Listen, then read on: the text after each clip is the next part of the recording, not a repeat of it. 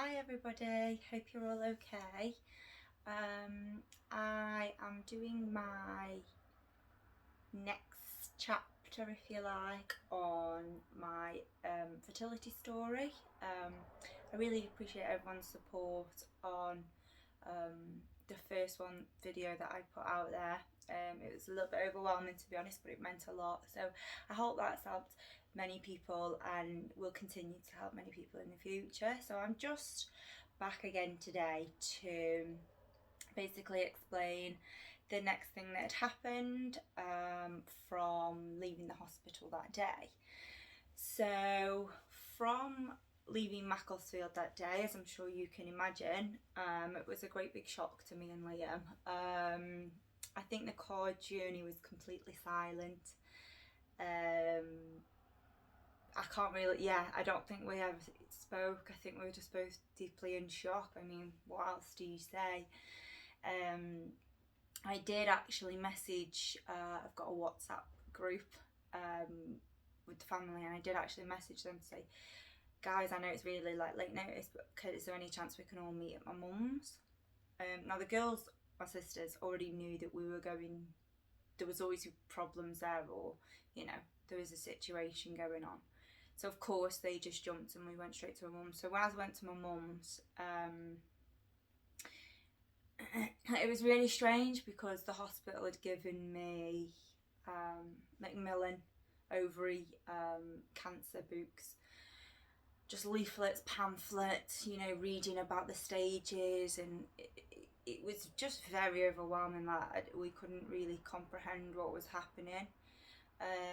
And however, at this stage, we didn't know exactly what it was, so just to have that big C ward push in your face was really quite devastating. So once we told my family, I'm sure you can imagine everyone was really upset. It was just devastating. There was nothing else to say. It's just devastating. Soon after, I got a call from the hospital saying that I need to go and meet with my consultant, if you like, down in Manchester, because that's where I'll be having my operation. So you need to go and meet with him. So within the next 2 weeks it was, we went and met with him, and he sort of explained what process of the surgery that I was going to go through, and what he was going to be doing. Obviously them 2 weeks were absolutely a nightmare, just because you know that something's inside you. You don't really know what it is, but you're thinking the whole time, like, is this something, is it killing me? Am I gonna die from this? That I just wanted to rip it out myself if I could. Like, it was, you just don't know how quickly this thing's growing. So when I went and saw him, it was just very much in like a little basic room with like a little bed and 2 chairs, and he sat on the bed and we sat on the chairs, quite in close contact, which wasn't really like a proper hospital room. And he said that we should be all okay. I'm going to do keyhole surgery, and I'm just going to, hopefully, whatever it is obviously that's on your ovary, I'm just going to take it off, so hopefully we'll still keep that ovary and that fallopian tube. So like the cyst, obviously, as I was always expecting anyway, for it to be drained off, if you like, he said that he was just going to sort of scalpel it and remove it off. So obviously I was happy with that, finally they know what they're doing, they're going to get it out. It was great. Okay, so that was the only bit of supportive news that we'd sort of had. Then 2 weeks from then, my hospital date arrived. So it was only 4 weeks from me originally finding out. What in fact, it was like just over 3 weeks, to be honest, until I went in for my first operation. Went in, got a nice room, little side room. Never been that posh to have a side room, so yeah, I got a little side room. Had to have like these, I just call them energy drinks, but they tasted disgusting. But Liam was making me drink them.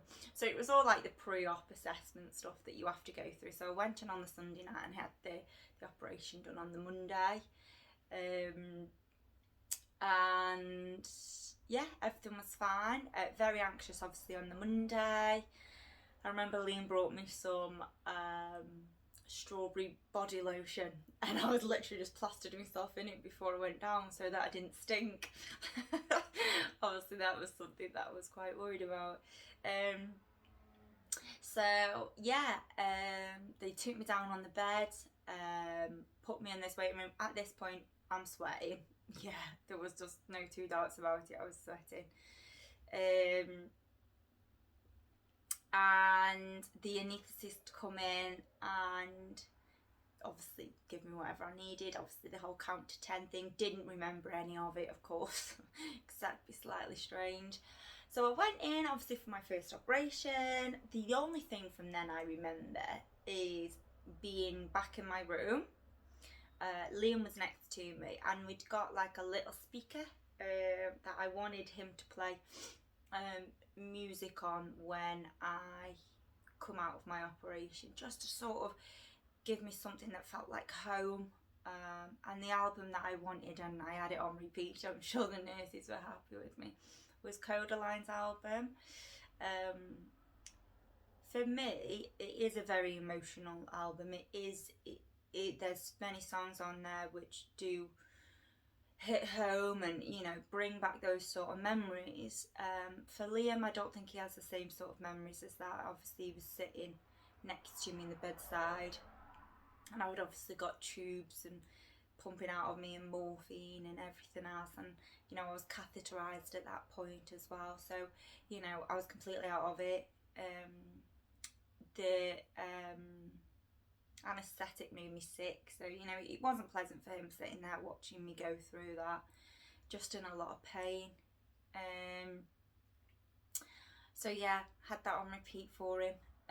Once he left, and blessing me stayed the whole time of the operation. I think it was like 8 till 8 in the morning. He stayed, waited around in the room for me.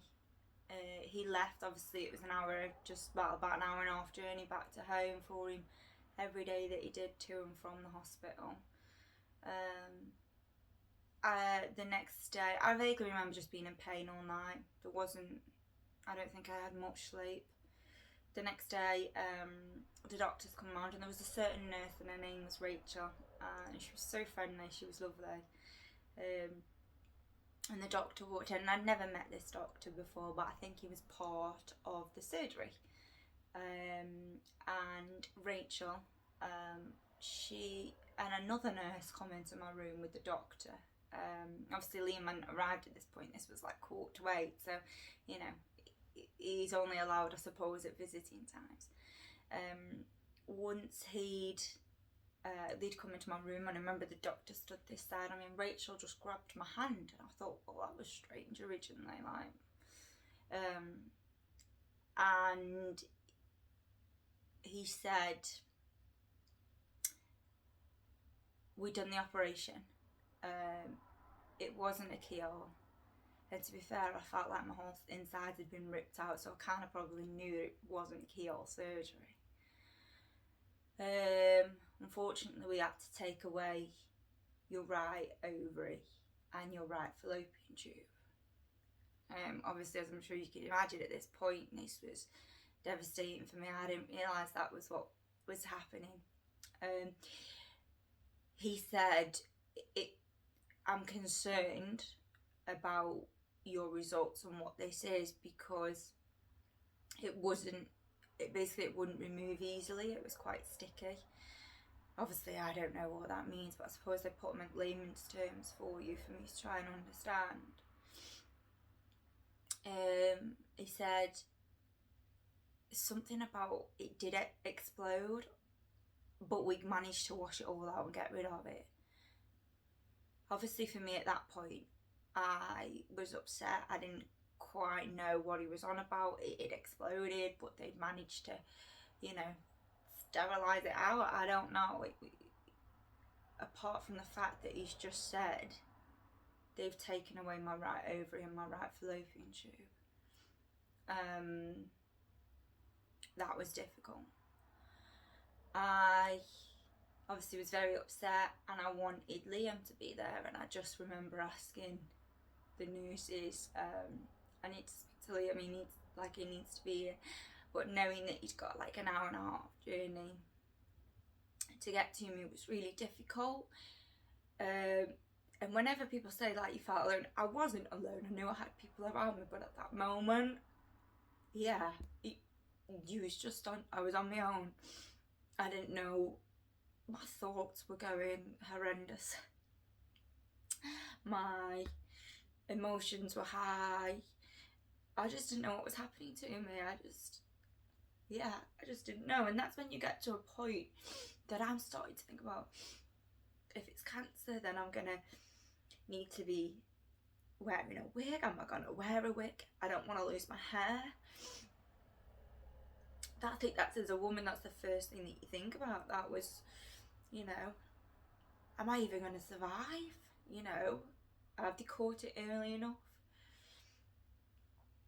So once Liam come, obviously I needed a lot of consoling because I was, not great. So from then on in the hospital, all my family come to see me, which was lovely. You know, they all travelled all that way just to come see me, and I appreciate that so much from them.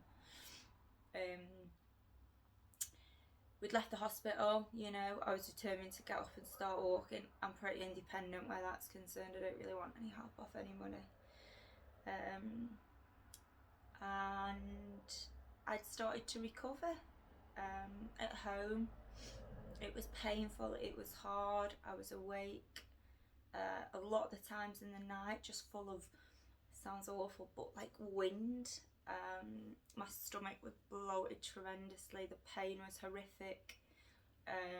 So yeah, it was quite a difficult time that we both went through. And bearing in mind Liam was still working at this point as well, so hats off to him because he still kept on his full-time job and looked after me. Once I'd recovered, I'd then got a date through, I say recovered, I'd got my date through for my results, and it was 2 weeks after my surgery, so, you know, I was fine, it was okay.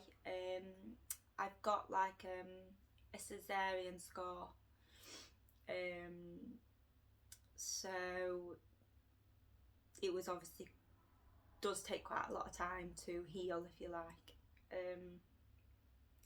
So I went for my results, and I can't even tell you, I remember the outfit I was wearing, I remember who was sitting next to me, like I remember it as if it was yesterday.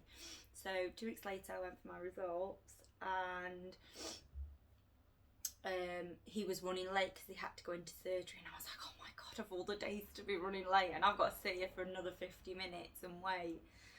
Obviously, you know, needs must, you've got to do what you got to do, but it didn't stop me and my thoughts, you know, thinking about what the hell is he going to tell me in that room. So when we went in, obviously we saw Mr. Smith, the guy who did my surgery, who was amazing, who, really sort of kept things under control for us. He sat us both down. He was, I can't really remember 100% what he said, but he said the good news is it's not cancer. I'm sure you can imagine that was the biggest weight off my mind. However, he said, you've got 2 tumours, or you had 2 tumours. The longer we leave it, it will be cancer. The tumours had obviously started to grow. I think I'd had like a 5 centimetre one on my right ovary, which obviously they got rid of the ovary in the tube. That was why he said your ovary was no good anyway. The tumour had obviously damaged it too much. You don't need chemotherapy, radiotherapy, because you're very at the beginning, very early stage of it. We managed to sort of get rid of it with surgery. The scariest part was then he said to me, however, you've now got it on your left ovary as well. And I didn't quite take that in. He said you need another surgery to get rid, and I don't think that ovary is going to be good enough as well. You know, we can't just do a surgery and just get rid of the tumour. Otherwise it's still going to be there, and then it will end up turning to ovarian cancer, which is obviously a lot more difficult to, well, treat, I suppose. He then did say, however, we're going to refer you to a fertility specialist, again in Manchester, and we're going to see about having some IVF on that left ovary that you've got left there. I know that the tumour's on there, but it's not as big as what the right one was. So initially we were relieved that it wasn't as big, but also I was so grateful the fact that he'd said we was going to go for IVF, because I thought, wow, like I actually might still be a mum, like we're going to go for IVF, it sounds amazing. And we left the hospital that day and I was positive. I remember being positive, although it was still there. Then I left. I knew it wasn't as big.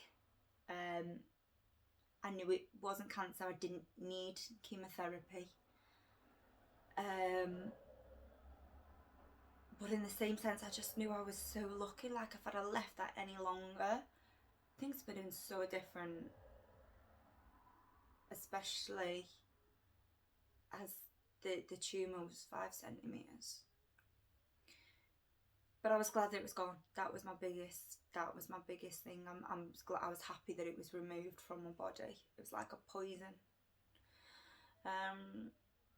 So yeah, we was on the way home, and I was happy to tell everybody I suppose the good news. You know, we're going to go for IVF, and they seem to be looking after us. So yeah, that was our next part of the journey then. So I appreciate you all for listening and watching if you've taken the time out to do it. I know it's not easy for me to talk about it. I do hope that it helps many other women around the world in my situation. I really, really do, because speaking firsthand of going through it, I get it. So I appreciate you all. Thank you so much. If you are happy and want to continue to follow my story, please do. There's a lot more still to go, and there is some good times as well, but I just want to make people aware of the infertility and the stigma around about talking about it. So yeah, if anyone's got any comments, any questions, then please leave them down below. Subscribe if you can, please, and give us a quick like. And I appreciate everything. Thank you. Until next time. Bye.